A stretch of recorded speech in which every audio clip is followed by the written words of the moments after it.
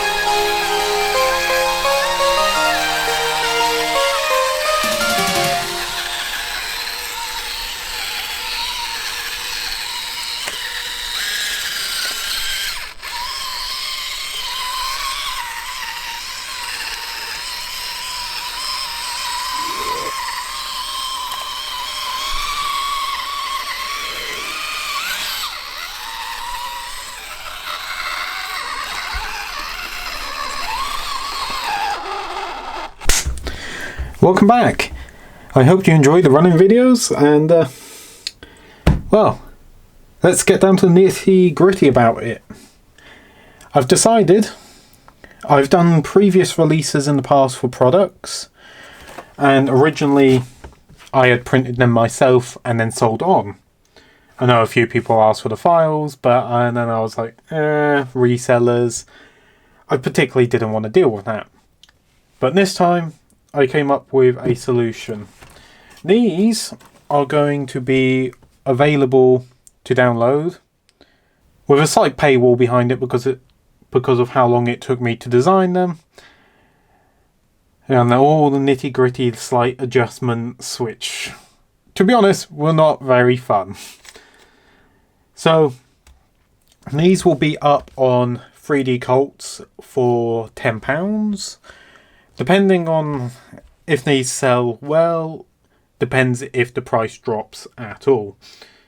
Because I would like to sell them a bit cheaper, but like I said, it did take me a while to figure out all the spacings to keep the track nice and tensioned.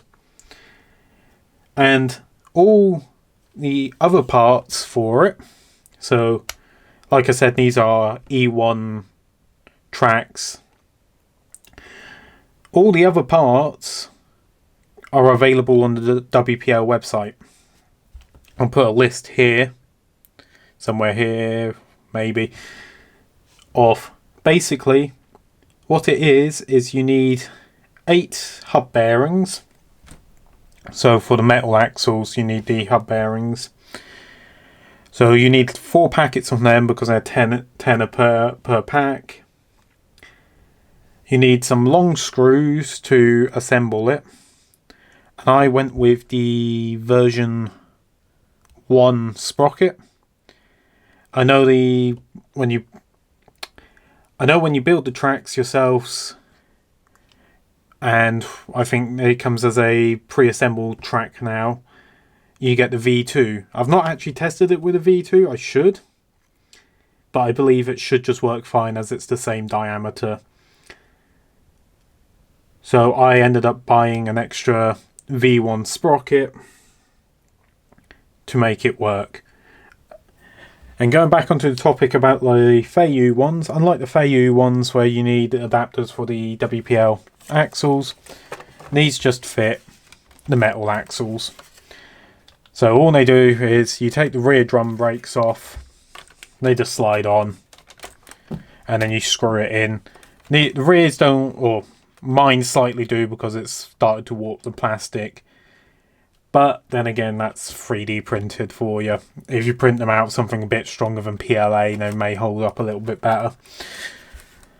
The fronts do twist, and they've got stoppers on the inside of the axles which hit the axle housing to stop it from rotating any further, which does allow you, as you've probably seen in the video, a bit of up and down flex like that. They do end up going all the way around if the screw backs off and then it ends up rotating past the point. But just make sure you keep the screws tightened on it. Now, none of these are actually screwed on at the moment, so that's why that one just fell off.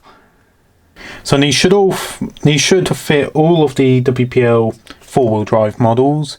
Sadly not the 6-wheel drives. There will be coming separately and coming soon a version for the D12. I don't think it will fit the K-Van, just because of clearancing on the arches, and I can't be bothered to try and deal with that. So what I'm planning to do for the D12, which again originally brought this whole concept to my mind, is use the track on the rear and then end up building like skis sort of on the front. Uses the WPL metal arms so to provide a pivot point and lock it in place.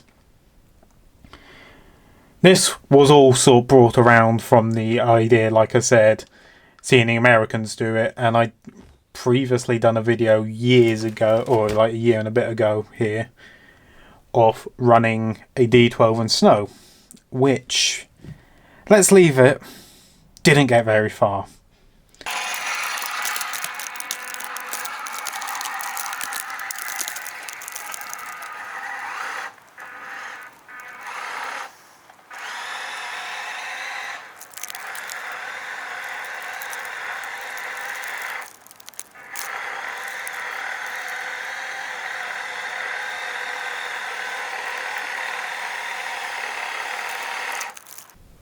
If you decide to download them, let me know what I can do better. I know there's a couple things I would like to change. I may want to make them a little bit taller, add more of an angle on it, because you do end up not using all the links you get. So you still have a few links left over, which again, like I said, I could add somewhere in to make it taller or more of an aggressive angle on the front. So when you come to print these, there's not a left and right. You're going to have to, when you print them, you're going to have to mirror the left and right. So you get one side and you just mirror it, flip it, and print the other side. They do tend to like to be printed, so the back, printed in certain orientations. The backs prefer to be printed upwards, so the studs for the bearings are on top. Same with the fronts, they prefer being flipped over and printed up that way. The idler wheels print either way, and they're basically the same cylinder thing. Apart from that, all I've got to say is like, comment, subscribe, let me know if anything can be improved on them, and thanks for watching. See ya.